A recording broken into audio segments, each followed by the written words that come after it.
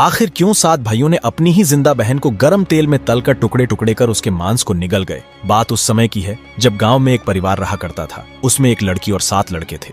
माता पिता का बचपन में ही देहांत हो गया था, तो बच्चों ने भी जल्दी ही व्यावहारिक काम सीख लिया। शुरू में सबको गुजारा चलाने में काफी परेशानी आई, लेकिन समय के चलते सब कुछ आसान होने लगा।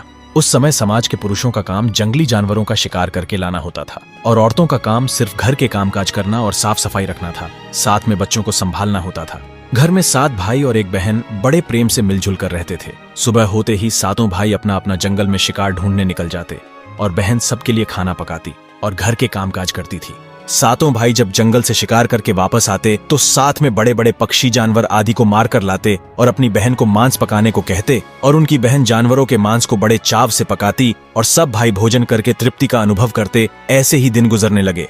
एक दिन की बात है जब 7 भाई जंगल में शिकार को गए थे। शाम होने चली थी और घर में बहन सबके लिए खाना बना रही थी। जब वह भोजन बनाने के लिए हरी सब्जी काट रही थी, तभी अचानक चाकू की तेज धार से उसकी एक उंगली कट गई। कटी हुई उंगली से बहुत तेज खून की धार बहने लगी। उसने सोचा, यदि भाइयों ने देखा तो वे बड़े दुखी हो जाएंगे, मुझे उन्हें यह बात नहीं बतानी चाहिए। उसने बहते खून को अपनी ओढ़नी से पोंछना चाहा, किंतु उसको लगा कि उसके भाई देख लेंगे। फिर उसने दीवार पर पोंछना चाहा, फिर उसको लगा यहाँ तो और अच्छी तरह से दिखाई देगा। वह बेचैन होकर इधर उधर घूमने लगी। कोई ऐसी जगह नहीं मिली जहाँ उसका बहता खून भाइयों की नजरों से बच सके। अंत में कोई उपाय न देखकर उसने उसी साग से पोंछ लिया जिसकी वह सब्जी बनाने जा रही थी। शाम को 7 भाई जंगल से वापस आए और बहन ने 7 भाइयों के लिए खाना परोसा। आज 7 भाइयों को साग बहुत स्वादिष्ट लगा। 7 अपनी उंगलियां चाटते रह गए। 7 भाइयों ने बहन की इस पाक कला की बहुत तारीफ की। बहन अपनी तारीफ सुनकर खुशी से फूली नहीं समाई। दिन भर के थके होने के कारण 7 भाई जल्दी सो गए। अगली सुबह रोज की तरह खा पी कर 7 भाई जंगल की ओर निकल पड़े। जब शिकार तलाशते तलाशते थक गए तो 7 भाई एक पेड़ की छांव में बैठकर आराम करने लगे। बातों बातों में रात के भोजन में बहन के द्वारा बनाई गई साग की चर्चा होने लगी। सब कह रहे थे कि इतनी स्वादिष्ट साग की सब्जी आज तक नहीं खाई थी। 7 भाइयों ने निर्णय किया कि आज इसके बारे में बहन से जरूर पूछेंगे और जान लेंगे कि साग में उसने क्या क्या मिलाया था। शाम को 7 भाइयों ने दोबारा बहन की पाक कुशलता की तारीफ करते हुए पूछा, प्यारी बहन, कल रात के साग में तुमने क्या क्या मिलाया था? बहन बताना नहीं चाहती थी। वह सोच रही थी कि अगर उन्हें पता चला कि उसकी उंगली कट गई है तो सभी बहुत दुखी हो जाएंगे। इसलिए उसने जवाब में कहा, कुछ नहीं। बड़े भाई ने कहा, प्यारी बहना, तुम्हें बताना ही पड़ेगा।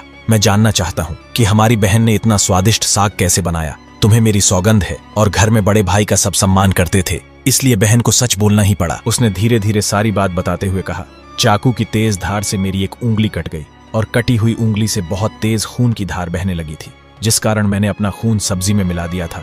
6 भाइयों के मन में एक कुटिल ख्याल आने लगा। वे सोचने लगे, इसके खून की चंद बूंदें इतनी स्वादिष्ट हैं तो इसका मांस कितना स्वादिष्ट होगा। रात के खाने के बाद 7 भाई सोने के लिए गए और 7 में फिर उसी बात की चर्चा छिड़ गई। बड़ा भाई कहने लगा, अरे खून की कुछ बूंदें इतनी स्वादिष्ट हैं तो शरीर का मांस कितना स्वादिष्ट होगा। सबने बड़े भाई की बात में हाँ मिलाया।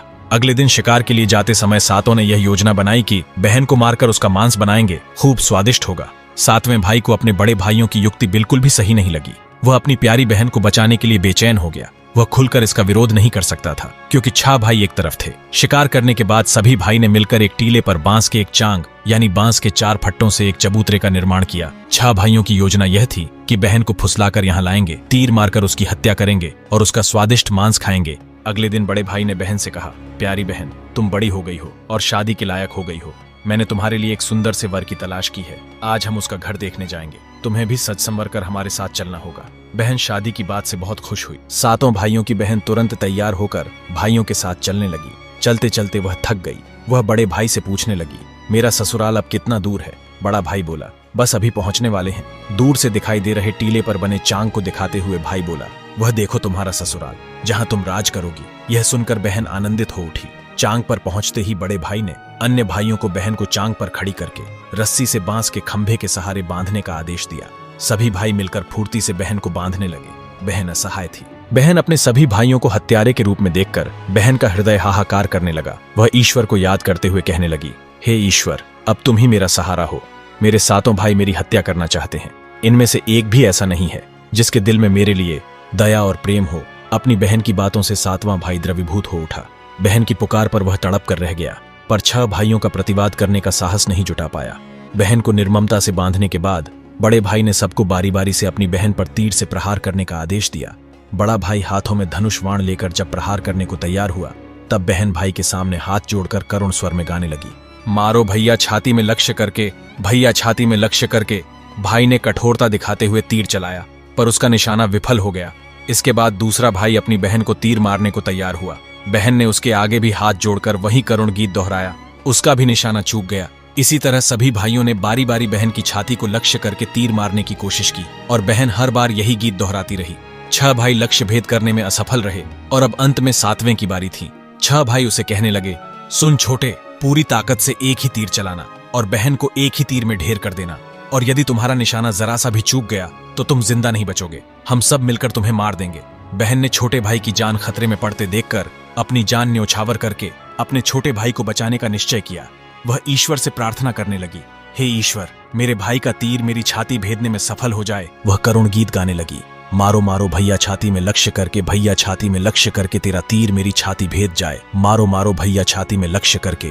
छोटे भाई ने तीर चलाया, उसका तीर बहन के मर्म पर जा लगा। वह दर्द से तड़प उठी और कुछ देर छटपटाने के बाद उसके प्राण पखेरु उड़ गए। वह निस्पंद हो गई। अपनी कुटिल योजना सफल होने पर 6 भाइयों की बाँछें खिल गई। 7 ने मिलकर मृत बहन का शरीर चांग से नीचे उतारा और 6 भाइयों ने मिलकर बहन के शरीर की बोटी बोटी काट डाली। 6 भाइयों ने सोचा, छोटा भाई अपनी प्यारी बहन का मांस नहीं खा पाएगा, और अगर नहीं खाएगा तो हम सब मिलकर उसे गाली देंगे। छोटे भाई ने मांस बनाते समय चुपके से अपने साथ लाई, मछलियां और केकड़े को आग में दे दिया और अपने खाने का जुगाड़ किया। चावल और मांस तैयार हो गया। जमीन पर केले के पत्ते बिछाकर उसमें सबके लिए खाना परोसा गया। छोटे भाई ने पहले ही अपने बैठने के स्थान पर एक छोटा गड्ढा खोद रखा था, उसने अपनी पातल में परोसे गए नरमांस को चुपके से गड्ढे में डाल दिया और मछली भात खाने लगा। अन्य भाई बहन की हड्डियां चबाने लगे। छोटा भाई मछली और केकड़ा चबाने लगा।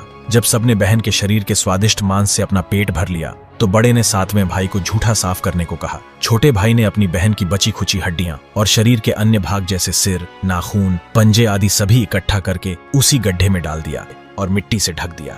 कुछ समय बाद उस स्थान पर बांस का एक पौधा उगाया। धीरे धीरे वहां बांसों का एक झुरमुट बन गया। एक बार कहीं से एक संत आए और उसी बांस की झुरमुट तले छुपकर मल त्याग करने लगे। उसी समय आकाशवाणी हुई, संत दुर्गंध आ रही है, संत दुर्गंध आ रही है। बार बार यह आकाशवाणी सुनाई देने लगी तो संत ने झटपट उस स्थान को साफ किया।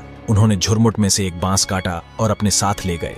उस बांस से उन्होंने एक केंद्रा यानी एक पुराना वाद्य यंत्र बनाया। वे उसे बजा बजा कर दिन भर लोगों के घर जाकर भिक्षा मांगते थे और बदले में खूब सारा उपदेश देते थे। जैसे ही संत भिक्षा के लिए बड़े भाई के द्वार पर गए तब तक 6 भाइयों का विवाह हो चुका था। केवल 7वां कुंवारा था। ज्यों ही संत ने बड़े भाई के आंगन में कदम रखा त्यों ही संत का केंद्रा स्वयं बोल उठा, नहीं बजोरे केंद्रा, यही है सबसे बड़ा दुश्मन। बड़े भाई के घर नहीं बजोरे केंद्रा, दया प्रेम सब छोड़कर रिश्ते में यही दाग लगाया, नहीं बजोरे केंद्रा, यही है दुश्मन सबसे बड़ा। बड़े भाई के घर नहीं बजोरे केंद्रा। योगी के बाजे से बार बार निकल रही इस रूदन से बड़े भाई के पसीने छूटने लगे। उसने अपनी पत्नी से योगी को तुरंत भिक्षा देकर विदा करने को कहा। योगी बारी बारी से 6 भाइयों के द्वार पर उपस्थित हुए और उनके आंगन पर कदम रखते ही केंद्रा से स्वयं यही गीत बजने लगता। उन्होंने भी अपनी पत्नी को तुरंत ही कुछ भिक्षा देकर विदा करने को कहा।